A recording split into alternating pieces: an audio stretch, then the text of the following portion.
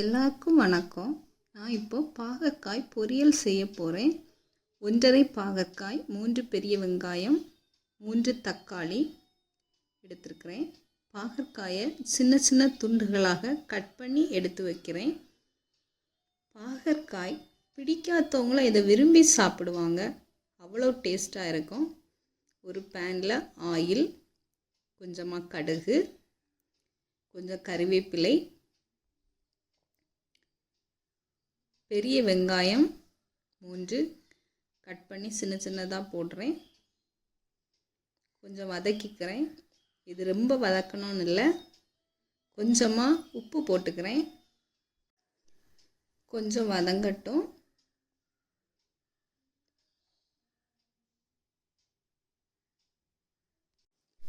கூடவே 3 தக்காளி கட் பண்ணி எடுத்துருக்கிறேன். பாதி அளவு வதங்கினா போதும்.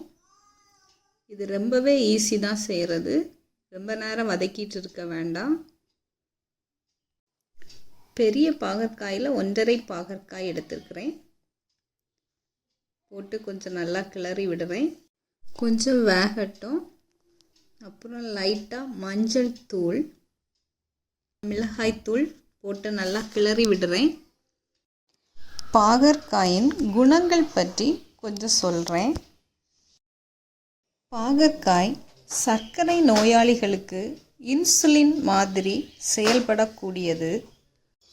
இரத்தத்தில் சர்க்கரையின் அளவை கட்டுப்படுத்தி சீரான இரத்த ஓட்டத்துக்கு ஹெல்ப் பண்ணுது.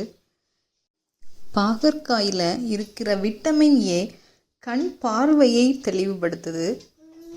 பாகற்காய் சாப்பிடுவதனால் முகப்பரு, வயதான தோற்றம் கட்டுப்படுத்தி சருமத்தில் உள்ள செல்கள் சிதைவடையாமல் பாதுகாக்கிறது.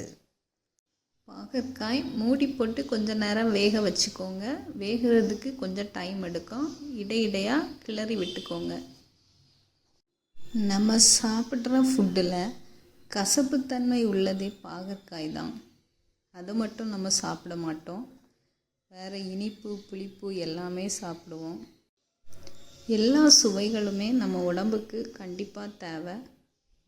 வாரம் ஒரு முறை கண்டிப்பாக இதை செய்து சாப்பிடுங்க. இது ரொம்பவே டேஸ்ட்டாக இருக்கும். கண்டிப்பாக ட்ரை பண்ணுங்கள். Please subscribe my channel. Thank you for வாட்சிங்.